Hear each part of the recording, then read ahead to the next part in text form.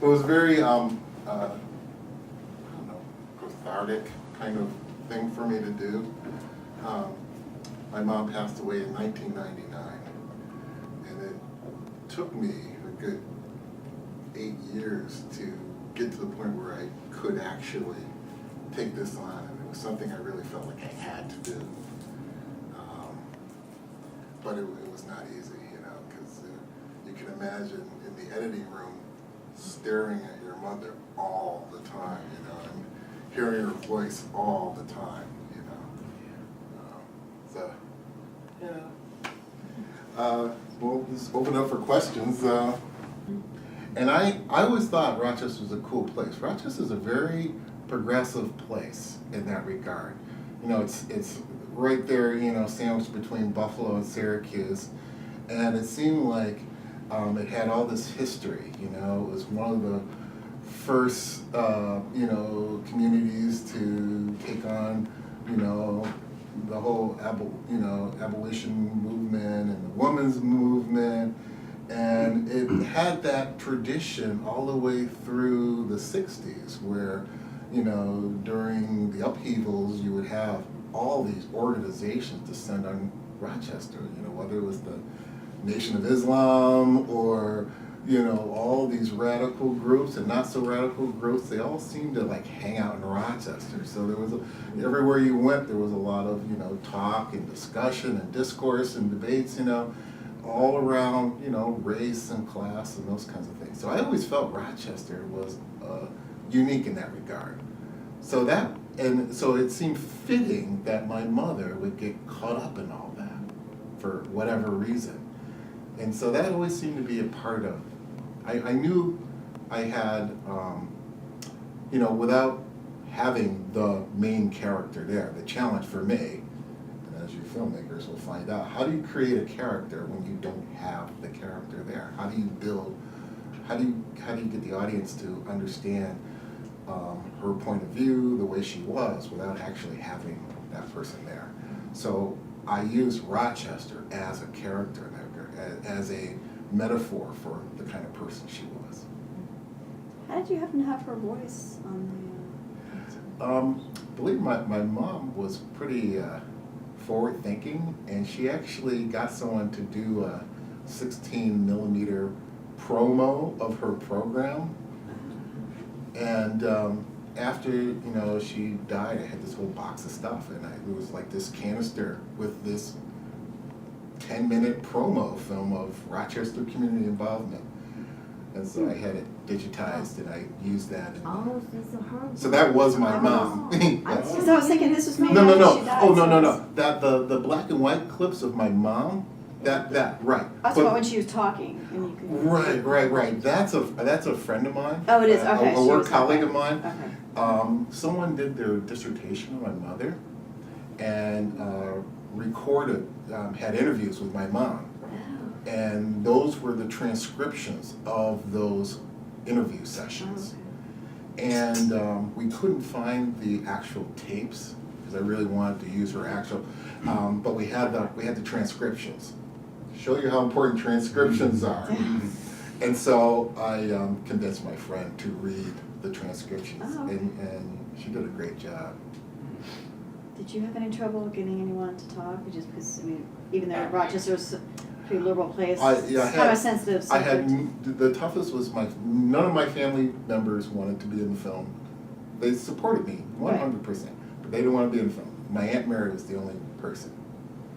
And your father. And my father. Yeah, that was kind of weird. But yeah, that was the person I knew wouldn't do it. That took guts. He was the first person to say, sure.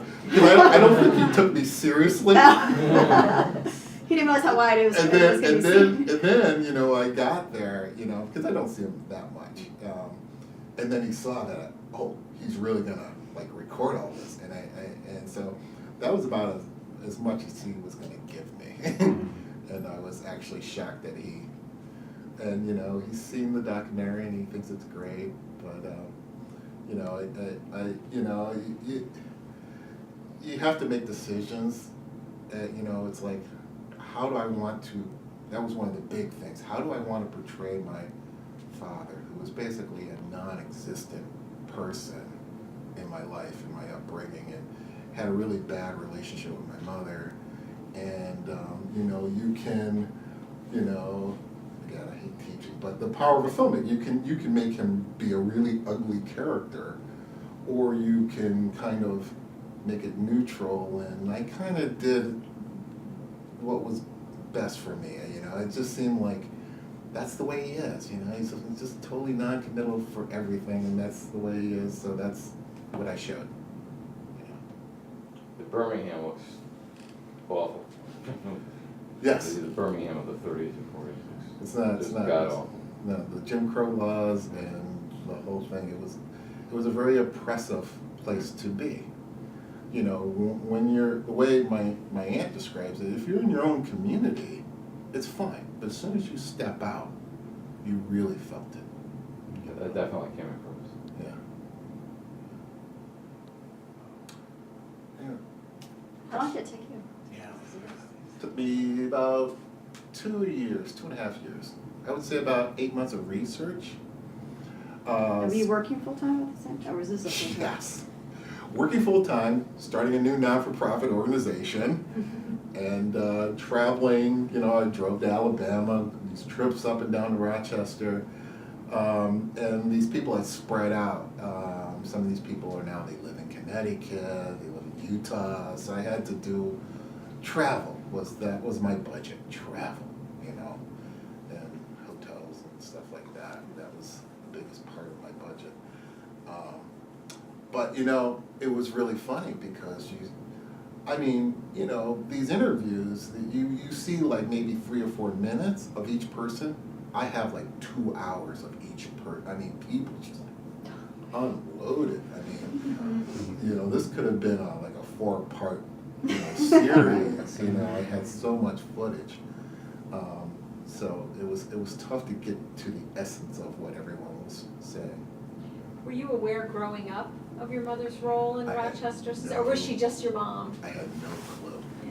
There was a lot of activity, and I knew my mom was a pretty popular person, and I was very used to having white people there and government officials, and they were always scheming and plotting things out and doing things, and I remember making the signs and doing voter registration drives and all that kind of stuff. My mom was really big on doing things. She would make food for the neighborhood for Meals on Wheels, and then she would have us take it, So she always got us involved, and she would tell stories on how they would do these crazy things. Some of my Mary, a couple people in the film would go and try to rent an apartment, and they would get the apartment. And then my mom would try to go, and she would get denied. And then they would spend the next week just picketing this guy. Mm-hmm. They would get get like 40 people, and they would just stand out there and picket the guy, and wait for news crews to come, and very well thought out kinds of things they would do. And that's all they did. It was like sport to them.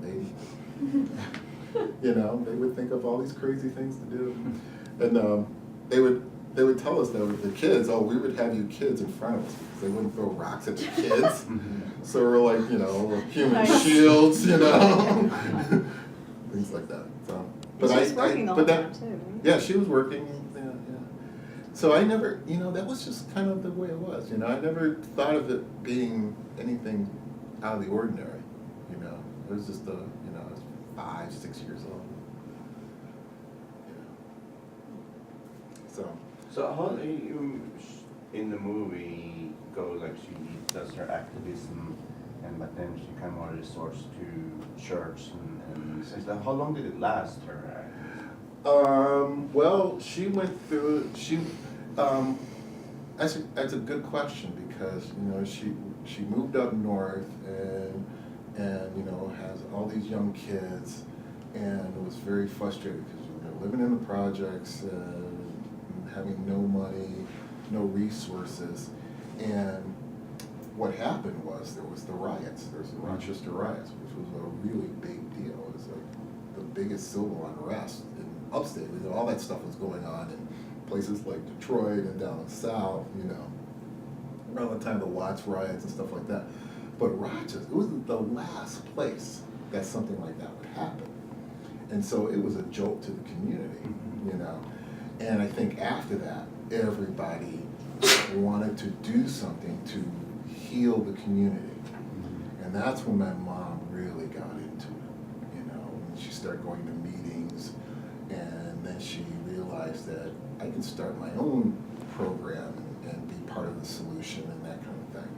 And that's when she started really getting into it. So that was like 66, 67, and she did it for a good, 15 years or so. And then her health started to fail, and she kind of did an early retirement, and then became really, she took that same energy and just became, redirected it into ministry and church.